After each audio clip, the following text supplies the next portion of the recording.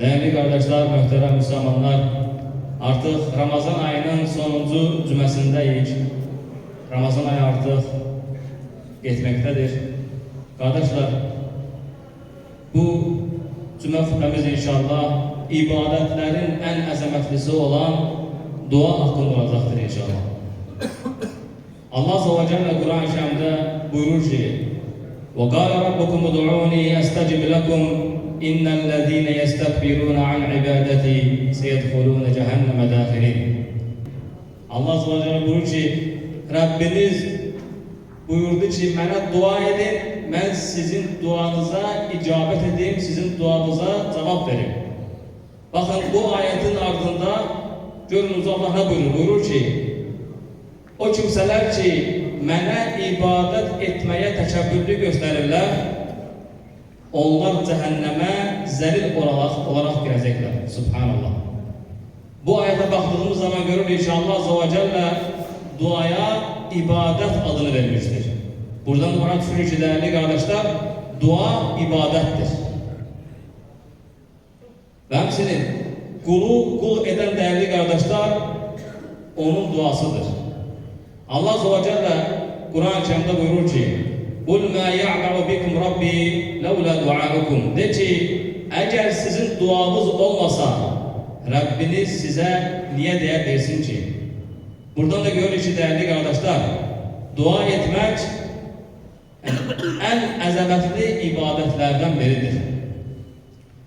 Ve hepsinin Resulullah sallallahu aleyhi ve sellem buyurur ki, Selullaha min fadlihi fe innallaha yuhibbu en yus'al. Allah'ın lütfünden dileyin, Allah'ın lütfünden isteyin. Hakikaten Allah özünden istenilmesini sever. Buradan da görürüz ki, değerli kardeşler, Allah Azze ve Celle ona dua edilmesini sevir. Çünkü dua ibadettir. Ve hemsini biz biliriz ki, dua eden insan etmiş olduğu duası kabul olmasa bile yine de hayır içerisindedir. Çünkü hadislerde de var bu hafta dua eden ya onun ettiği duası kabul olacaktır, istediğine nail olacaktır veya o duası kabul olmasa, isteği baş vermese o kabul olmadığı duası için başına gelecek herhangi bir belanın karşısına alacaktır o dua. O da olmasa, başına herhangi bir bela gelse, hastalık gelse, bilsin ki dua ibadettir ve kıyamet günü bütün dualar kabul oldu olmadı fark etmez. Bunlar hamısı ibadet olduğu için terazide koyulacaktır. Buradan da görürüz ki, değerli kardeşler, dua eden şəxs heç vaxt itirmez. Həmçinin belə bir rəvayətlər və bu haqda rəvayətlər çoxdur. Qiyamət günü elə qullar olacaq ki, onların duaları kabul olmayacak, lakin bunun mukabilinde Allah Azze ve Celle o kullara cennette qəsrlər verecektir. Bunu gören insanlar diyecekler ki, ey Rabbimiz, sana sonsuz şükürler olsun. Kaş ki bizim dünyada ettiğimiz duaların hiç biri kabul olmayaydı. O duanın kabul olmayan duaya verilen o sahabı gördükten sonra insanlar bunu temenni edecekler değerli kardeşler. Ümumiyyətlə dua ederken gerek Müslümanlar hikmetli olsun ve dua ederken tələsməsinlər. Bu haqda hadislerde varid olub ki, Resulullah sallallahu aleyhi ve sellem buyurur, Yüstəcabu li ahadikum ma lam ya'cel. Yaqulu da'awtu falam yüstəcab li. Sizlerden biriniz tələsərək dua ettim lakin duam kabul olmadı deməsin. Eğer belə etməsə, tələsməsə, bu söz deməsə, onun duası müstecab olar, onun duası kabul olar deyir. Subhanallah. Onun içindir ki, biz bazen dünyada Allah'tan bazı şeyler isteyirik, lakin görürük ki, istediğimiz dualar derhal baş vermir. Burada da hikmetler vardır. Ola bilsin ki, senin Allah'tan istediğin şey bu anda sana verilse, belki de o senin helakın olabilir. Sen bilmirsən, lakin Allah Azze ve Celle her şeyi bilendir. Veyahut da Allah Azze ve Celle o istediğini elə bir vaxta verir ki, senin üçün en xeyirli vaxta verir ve bu sana dünyada ve ahirətə daha çok münasibdir. Onun üçündür ki, Müslümanlar gerek dua ettiği zaman tələsməsinlər ve duam kabul olmadığı sözünü deməsinlər ve daima dua ederken ısrarlı olmak lazımdır. Necə ki, körpə uşaqlar öz atasından, valideynlərindən bir şey durmadan israr istəyir, o şəkildə də insanlar, gərək müsəlmanlar Allah'tan israr istəsinlər. Baxın, Resulullah sallallahu aleyhi ve sellem buyurur ki, Allah'tan istediğiniz zaman cennetin Firdevs-ül A'la'nı istəyir. Cennetin en yüksek məqamıdır, subhanallah. Buradan da bize öğretir ki, biz Müslümanlar Allah'tan çok istemeliyiz. Allah'ın lütfu, Allah'ın kerami, Allah'ın rahmeti böyüktür. Həmçinin Allah Azze ve Celle Kur'an-ı Kerim'de buyurur ki, وَإِذَا سَأَلَكَ عِبَادِ عَنِّي فَإِنِّي قَرِيبٌ. Ey Peygamberim, eğer kullarım senden benim hakkında soruşsalar, de ki, ben yakınım onlara. Ucibu da'vete da'i idâ da'an. Dua ettiği zaman onun duasına icabet ederim. Onun duasına cevap veririm. فَلْيَسْتَجِيبُوا لِي وَلْيُؤْمِنُوا بِي. Onlar da benim davetime cevap versinler ve bana iman getirsinler. Ola bilsin ki onlar doğru yola yönelsinler. Subhanallah. Birisi sual verip diyebilir ki, ayette Allah buyurur ki, dua ettiği zaman Allah onun duasına mutlak icabet eder, cevap verir. Birçok insanlar vardır ki dua ederler, lakin duaları kabul olmur. Ayete dikkat edin, Allah demir ki, ben onun duasını kabul ederim. Allah buyurur ki, ben onun duasına cevap veririm. Sen ne edirsen et, ne dua edirsen et, bil ki onun mutlak cevabı vardır. Beyaz dediğimiz gibi, ola bilsin ki istediğin şey senin için hayırlı değildir. Allah Azze ve Celle onu erteleyer. Başka bir zamana, başka bir yerde onu sana verebilir. Vallahi değerli kardeşler, Allah Azze ve Celle'nin rahmeti, keremi büyüktür. Onun içindir ki Allah'tan çok istemeliyiz. Ve insan hakikaten Allah'tan bir şeyi ısrarla istese, mutlaka Allah Azze ve Celle onu verecektir ona.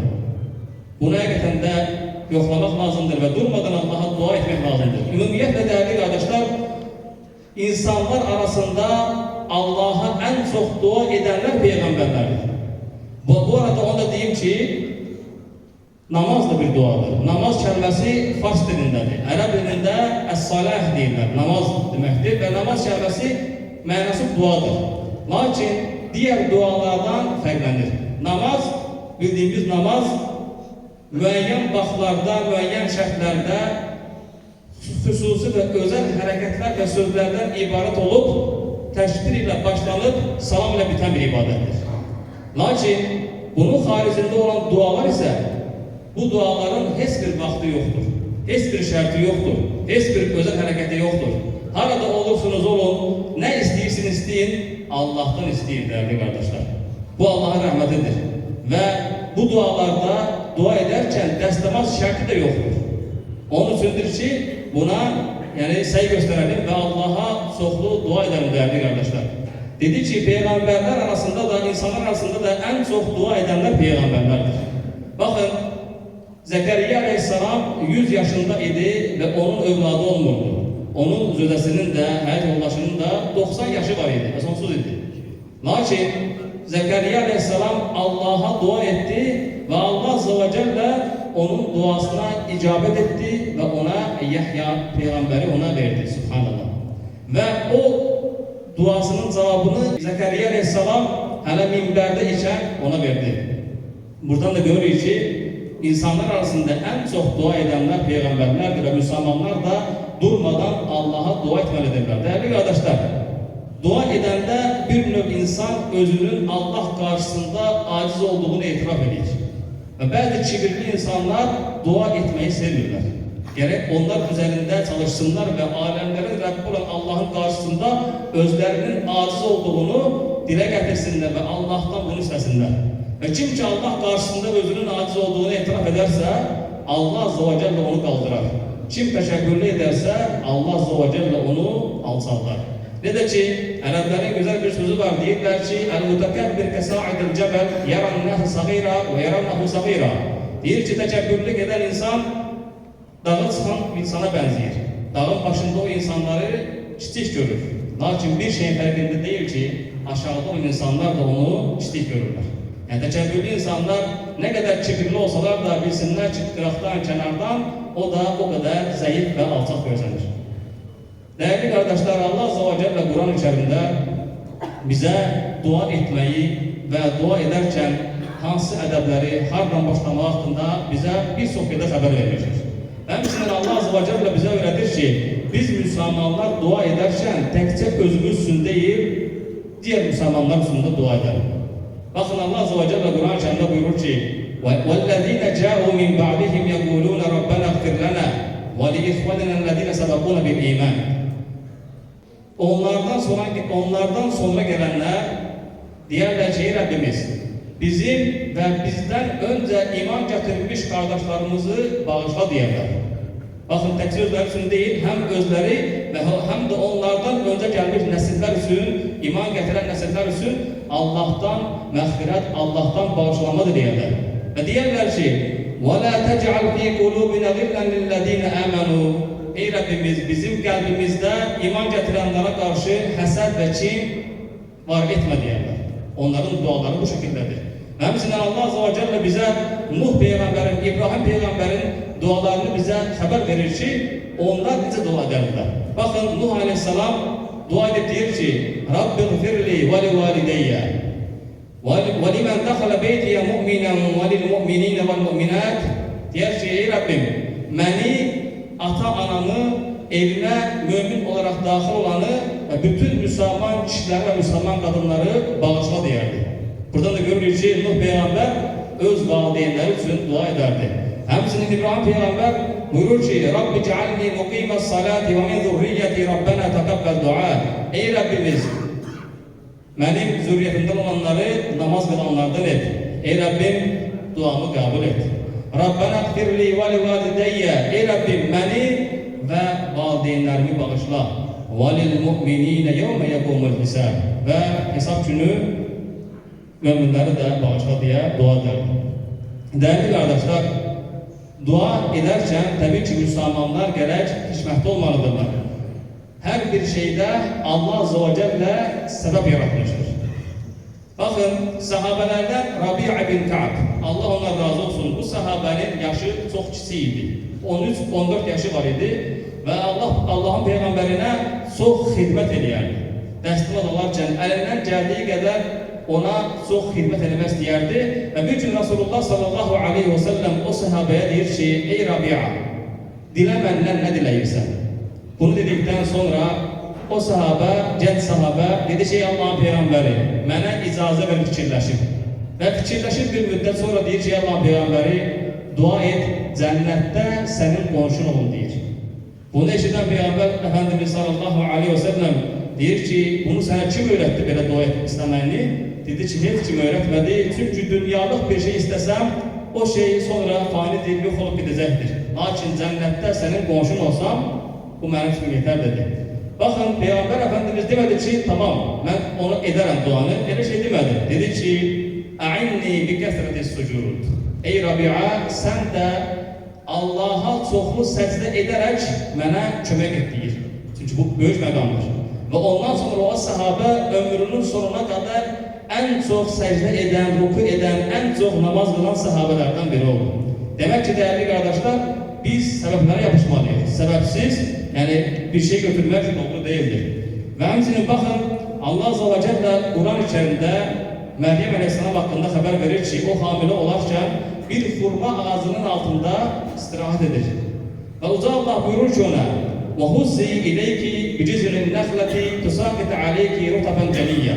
Uca Allah buyurdu ki, ey Meryem, hurmanın gövdesini silkele ve oradan sana yetişmiş hurmalar düşsün. Hurma ağacını görenler bilirler ki, hurma ağacını 10 nefer bir araya gelse onu silkelemek mümkün değil. Lakin neye göre Uca Allah burada Hz. Meryem bunu dedi? Birbaşa indirmedi o hurmanı oradan. Çünkü o da bir sebep götürmesini öğretirdi bize değerli kardeşler. O da nasıl etmelidir. Bu bize bir örnektir. Ki Müslümanlar sebeplere yapışmalılar ve sebepleri yaradan Allah'a tevekkül etmelidirler değerli kardeşler. Onu da diyelim ki bazen insanlar dua ederken dualarında hadlerini aşırlar. Bakın Resulullah sallallahu aleyhi ve sellem buyurur ki İnnehu seyekunu kavmun ya'taduna fi dua. Elə bir gün gelecek ki onlar dualarında hədlərini aşacaqlar.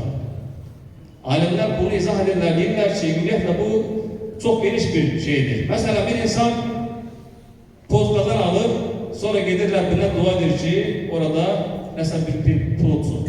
Və yaxud lotereya oynuyor, lotereya alır və Rəbbinə dua edir ki, onu orada qazanma etsin. Və yaxud da bu gün zamanımızda baxırıq ki, insanlar o qədər hədlərini aşıblar ki, içki içərkən qaldırırlar qədəhləri və dua edirlər. Subhanallah. O günah edərkən sanki həmən vaxtda dua etmək daha gözəl bir şeydir deyənə öz ürək sözlərini təməlli edirlər. Bu da şeytandan da dəyərli qardaşlar.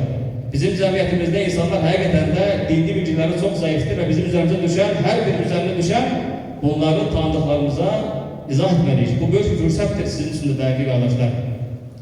Onun üçündür ki, buna dikkat edelim. Və günümüzdə xəbərlərdə qarşıma çıxdı, bilmədim ki, o xəbərə mən gülüm yoxsa üzülüm. Yazılıb ki, hansısa bölgədə, Azərbaycanın bəzi bölgələrində butulka piri çıxıb ortaya. Çox qəribə bir şeydir.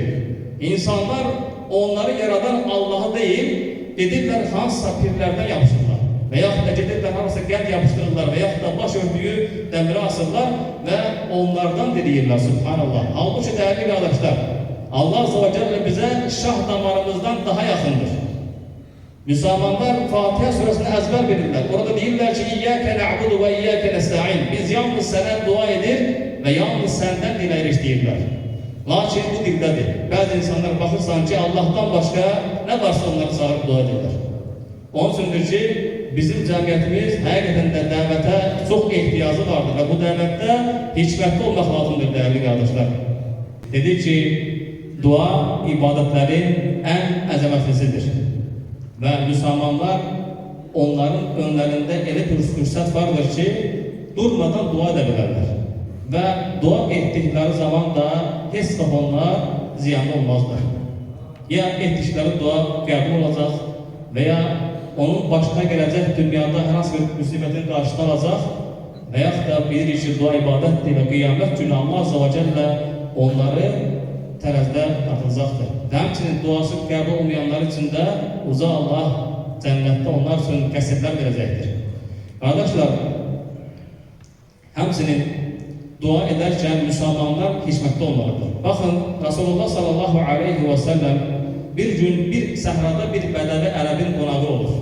O bədəvi ərəb Allah Resuluna əlindən gəldiyi nə varsa ikram edir, süd verir və ona gözəl ikramda bulunur. Peygamber Efendimiz həmin o ərəbə deyir ki, bədəvi ərəbə deyir ki, Mədinəyə gəldikdə mütləq mənim yanıma gəl. Və elə də olur, həmin o bədəvi ərəb günlər geçir, sonra Mədinəyə getdikdə Peygamberimizin yanına gedir sallallahu aleyhi ve sellem və Allah Resulü onu xatırlayır, deyir ki, dilə məndən nə diləyirsən? Lakin o adam deyir ki, ey Allah'ın Peyğəmbəri, mənə bir minik dəvəsi verir.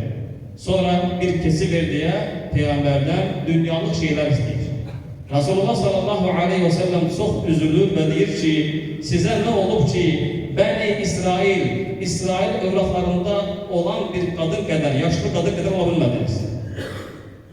Dedilər ki, Allah Peyğəmbəri, o yaşlı qadın kimdir? O vaxtda bizə bilgi ver.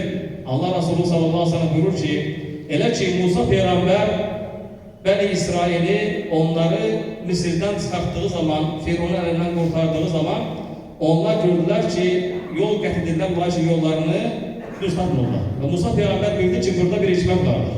Və Bəni İsrail'in alimlərinə sual verir, deyir ki, nəsə unutmuşsunuz mu? Dedilər ki, bəli, Yusuf Peyğəmbərin vəsiyyəti var idi. O demişdi ki, əgər siz buradan çıxacaq olsanız, mənim də cənazəmi Mısırda qoymayın, özünüzlə bərabər götürün demişdi. Bundan sonra Musa Peyğəmbər dedi ki, Yusuf Peyğəmbərin qəbri hardadır?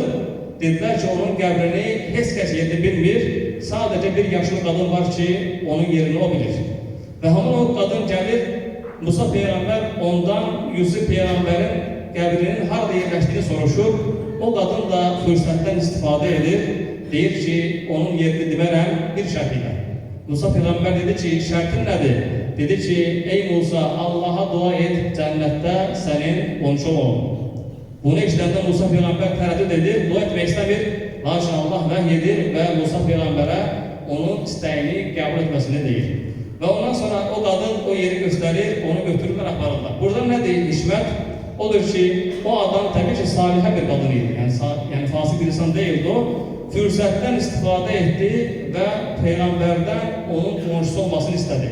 Onun üçündür ki, biz müsəlmanlar Peyğəmbər Əfəndimizin bizə buyurduğu kimi dua edərkən ən yüksək məqamı istəməliyik. Cənnəti belə istədiyimiz zaman Firdevs-ül A'ləni istəməliyik dəyərli qardaşlar. Qardaşlar, həmçinin dua edərkən hədislərdə sabit olub ki, bir müsəlman başqa bir müsəlman üçün dua etdiyi zaman xüsusi mələklər vardır ki, eyni edilən duanı dua edənə qarşı, dua edən adam üçün dua edərlər. Və həmin o mələklərin etdikləri dua daha müstəcəb olur. Və həmçinin zamanımızda dedik ki, dünyada böyük zülmlər baş verir, müsəlmanlara zülmlər olunur. Biz müsəlmanlar olaraq buna səssiz qala bilməliyik. Müsəlmanlar ən azından dua etməlidirlər. Allah Azze ve Celle bu fitneleri, belaları gönderdiği zaman burada bizim için imtihan vardır. O zaman Allah buyurur ki وَلَنَبْلُوَنَّكُمْ بِشَيْءٍ مِنَ الْخَوْفِ وَالْجُوعِ وَنَقْصٍ مِنَ الْأَمْوَالِ وَالْأَنْفُسِ وَالثَّمَرَاتِ وَبَشِّرِ الصَّابِرِينَ. Biz sizi mütləq qorxu, azlıq, mal itkisi, can itkisi ilə sizi imtihana çəkərik. Sən səbr edənləri müjdələ deyə o zaman Allah bizə xəbər verir. Və həmçinin dəyərli qardaşlar, Azərbaycanda 31 Mart tarixi bir gündür. 1918-ci ildə ermənilər tərəfindən Azərbaycanlılara qarşı edilmiş soyqırım var idi. Bu da bilirik ki, Bakıda, Gəncədə, Naxçıvanda, Qarabağda, Zəncəburda bir çox yerlərdə ermənilər Azərbaycanlılara qarşı, müsəlmanlara qarşı soyqırım ediblər. Təbii ki, biz bütün bu zulmləri qınayırıq və zalimin və məzlumun dini və milliyyəti olmaz.